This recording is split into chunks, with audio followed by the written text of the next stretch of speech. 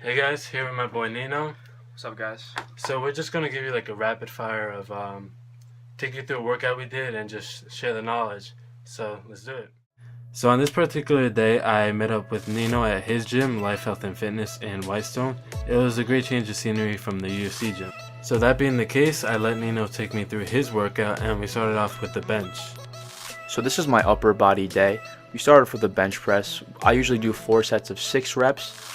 In the 4 to 6 rep range, low ceiling 4 reps, high ceiling 6 reps, and 205 is on the bar right now. Honestly, prior to this, the end of my DP program, I was working in with 3 sets of 5 at 185. And on this day, I just decided to work in with Nino. I thought it was around the same weight, but it ended up being 205, and I repped out sets of 6. Yeah, man, I could tell he was underestimating himself. Oftentimes when you work out alone, you don't really know how far you could push yourself. So I kind of pushed him to do 205, and I knew he'd crank it out. Yeah, so it was honestly crazy. I never thought I'd be working in with 200 so soon, and I was doing even 205. So it definitely felt really good having Nino there. It felt safe, and it was pretty clean. So basic bench form, before you even get on the bench, you want to retract your scapula. This keeps your shoulders more safe. This also gives you a better base of support. As far as my grip, I'll have my grip about 2 inches past shoulder width apart. That's a happy medium, not too wide, not too close.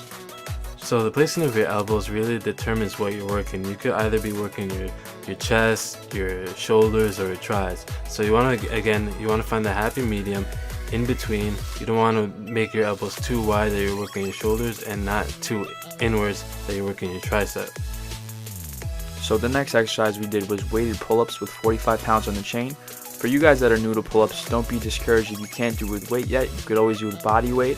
I also know a lot of gyms that have assisted pull-ups, and you can progressive overload until you get the movement down, and then eventually you'll be where we're at. Yeah, for a lot of you novice lifters out there, you can honestly go in one day, do one, keep doing one for as much as you can, and then shoot for 2 or 3 the next time. So we worked up to 45s, and Nino was able to get 3 sets of 6, and I was able to pull out 3 sets of 8. Now with this movement, you want to pull up with your elbows and really control the negative and pull up away from the bar. So next we did the incline dumbbell press. So for this movement, you really want to get a good rack. So what I learned this from Chris Lovato, one of his old videos. So you really want to have the dumbbells really close to your body, kind of pull them into you, and tip back slowly, get your feet situated, and press up. So if you want to get the most out of the movement, we're talking range of motion here. So we're pulling back the weight all the way down to our chest and starting the push up with our chest. So we're pushing it all the way up and then getting the dumbbells close together so we could get that squeeze. So in terms of reps and weight here, Nino he moved up and started his first working set with 70. You see here I did my first set with 55, but I saw him push the 70s. I'm pretty sure I could do it. So then I ended up pushing the 70s for 8 and the last 2 sets for 6. Yeah, man, Danny's a lot stronger than he thinks.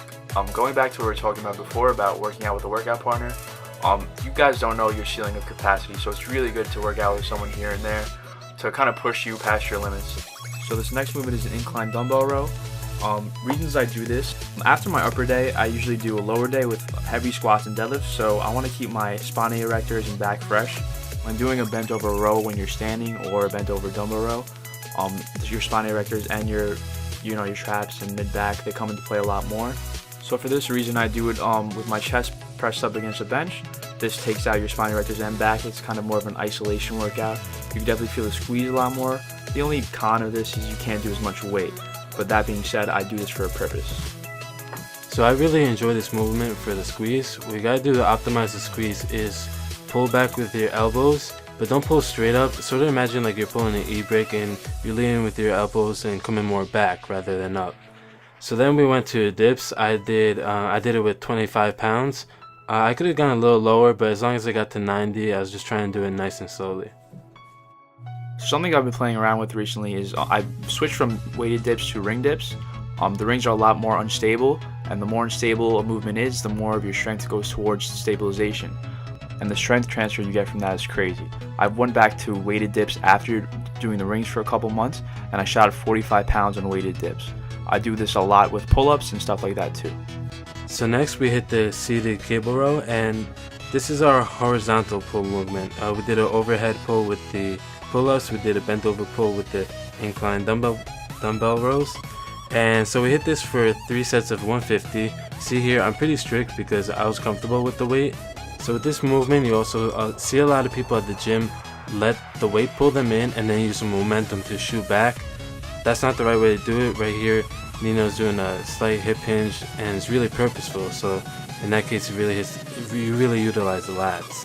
After that, we were limited on time and we had to fit in our arms. So we did a you go, I go type of style of supersets with overhead tricep extensions and 2 variations of dumbbell curls. So with the biceps, when you're doing a supinated movement and turning your palms up towards the ceiling, it helps with your peak.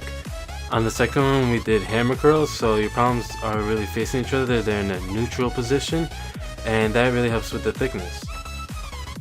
For the overhead tricep extension, this works primarily the inside part of your tricep, which takes up the most mass on your tricep. Being that we're only doing one tricep movement this workout, we wanted to get the most bang for your buck. So this is why we did this. Range of motion is very important, so get a full stretch at the bottom and a full squeeze at the top. We did about 12 reps of that. Going back to what Danny was saying, these are the hammer curls. We did 2 sets of supinating dumbbell curls and 2 sets with hammer curls. So a muscle that people often neglect is the rear delts. So here the movement, face pulls. What you want to do is you want to bring your elbows back, but once your elbows are coming into a 180 with your scapula, you want to pull your forearms back with it. So it's sort of like you're flexing. Yeah, a good cue I like to use is fist to ears. That really emphasizes external rotation. If you want to get a peak contraction with your rear delts, you really need to externally rotate at the end of your movement, which is a prime function of the rear delts. When you're training rear delts, you don't have to do a lot of volume, pretty much bread and butter, face pulls, 4 sets, 12 reps twice a week, and you're good. Alright guys, that's it for the video. Thank you guys for watching. I hope you guys were able to retain something and take something away from the video. Yeah, it was really a pleasure doing this. We have a challenge coming up soon too, so keep an eye out on that, okay? That's coming next.